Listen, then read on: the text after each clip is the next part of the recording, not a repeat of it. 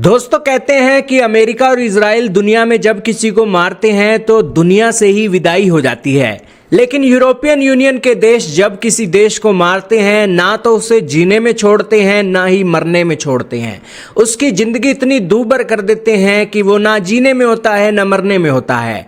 आज European union ने Russia के ऊपर जो सैंक्शन लगाए हैं वो इसी बात का सबूत हैं। लेकिन हाल ही में इटली से निकली एक खबर ने पूरी दुनिया को चौंका दिया और यूरोपियन यूनियन की हिपोक्रेसी को पूरी दुनिया के सामने उजागर कर दिया।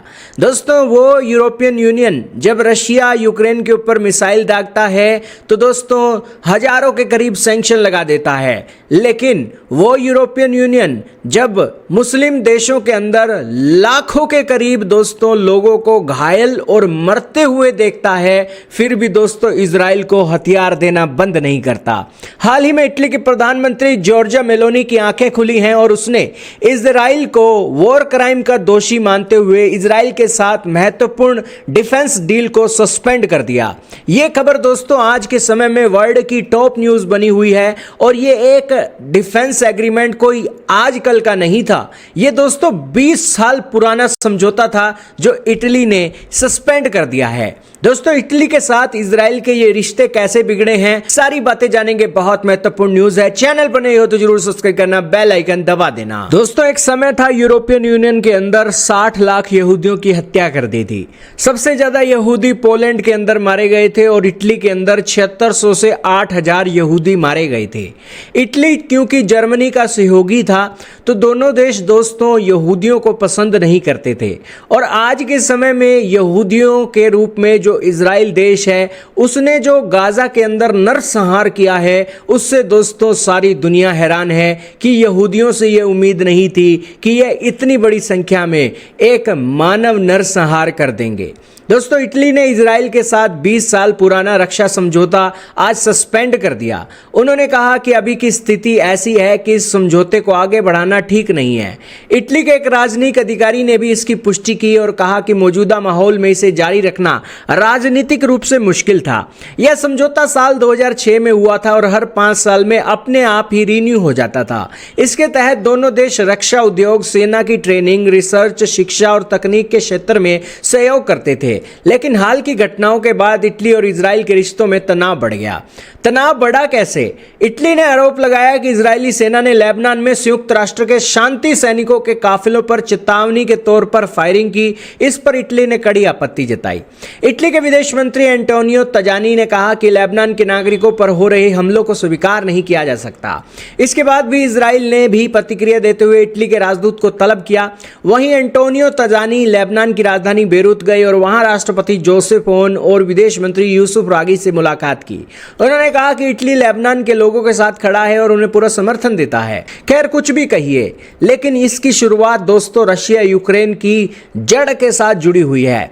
एक यूरोपियन यूनियन जो पूरे के पूरा सपोर्ट करता है यूक्रेन को और उसकी सोवरेनिटी को दोस्तों सम्मान करता है, लेकिन जब बात आती है इजराइल की तो दोस्तों इजराइल के साथ कंधे से कंधा जोड़कर ये खड़ा हुए दिखाई देते हैं। जबकि दूसरी ओर जो ईरान की सोवरेनिटी है और ये लेबनान की सोवरेनिटी है, गाजा की सोवरेनिटी है, उसको लेकर दोस्तों ये झुंझुना पकड़कर हिलाते हुए दिखाई देते हैं।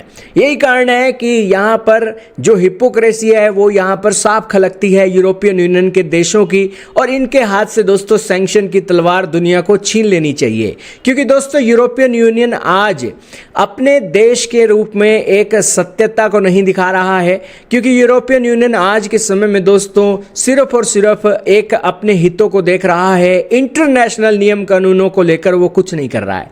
इटली की पीएम भी तब इजराइल से रिश्ते तोड़ रही है 20 साल पुराने, जब लेबनान पर हमला हुआ और लेबनान के साथ इटली के हित जुड़े हुए हैं, तब दोस्तों उसको आहत हुआ। दरअसल इटली के 1000 के करीब सैनिक लेबनान में यूनाइटेड नेशन के शांति मिशन के तहत तैनात हैं और एक इस शांति सैनिकों के काफिले पर चेतावनी के तौर पर गोलियां चलाना उस रक्षा समझौते को दोस्तों कैसे कंटिन्यू करने दे सकता है जिसके चलते इजराइल के सैनिकों को गोली चलाना ये इटली के नागरिक और इटली के सैनिक ही सिखा रहे थे।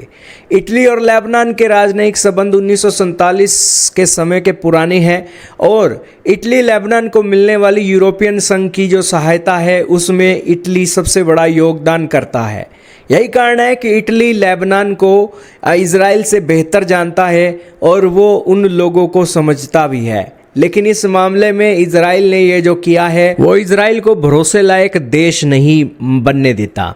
खैर, यूरोपियन यूनियन में देर से ही सही लेकिन इज़राइल के प्रति भी वो रवैया जाग रहा है जो रवैया उनका रशिया के प्रति है।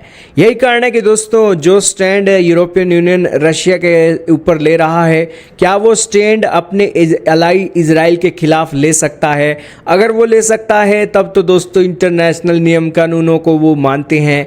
अगर नहीं ले सकता तो दोस्तों सिर्फ अपने हितों को साध कर वो अपनी जेब भरने का काम कर रही हैं और वही होता हुआ दिखाई दे रहा है, क्योंकि यूरोपियन यूनियन ने भी 20 साल बाद एग्रीमेंट तब तोड़ा जब लेबनान में शांति सैनिकों के काफिले पर इज़राइल ने चेतावनी रूपी गोलियां चलाई। आज तो चेतावनी रूपी गोली है, कल को ये सीधा हमला भी कर सकते हैं। अगर इटली आज नहीं रुका तो दोस्तों कल को ये लाशें ही इटली में आएंगी। यही कारण है कि दोस्तों इटली भी यहाँ पर संभल चुका है कि इज़राइल को जो वो खुली छूट दे रहे थे वो खुली छूट आज उनको भी परेशान कर रही है। यही कारण है कि दोस्तों आज इटली की ये छोटी सी एक खबर दोस्तों इटली के अंदर इतना प्रेशर क्रिएट कर रही है। उन माओं और उन गाज़ा के लोगों को दोस्तों कौन सांत्वना देगा जिनको इज़राइल के पीएम नेतन्याहू ने ऑर्डर देकर अपनी सेना के तरफ चलते कुचल दिया। तो खैर दोस्तों आप ही बताइएगा इस वीडियो में इतना ही, लेकिन कड़वा है लेकिन सच है।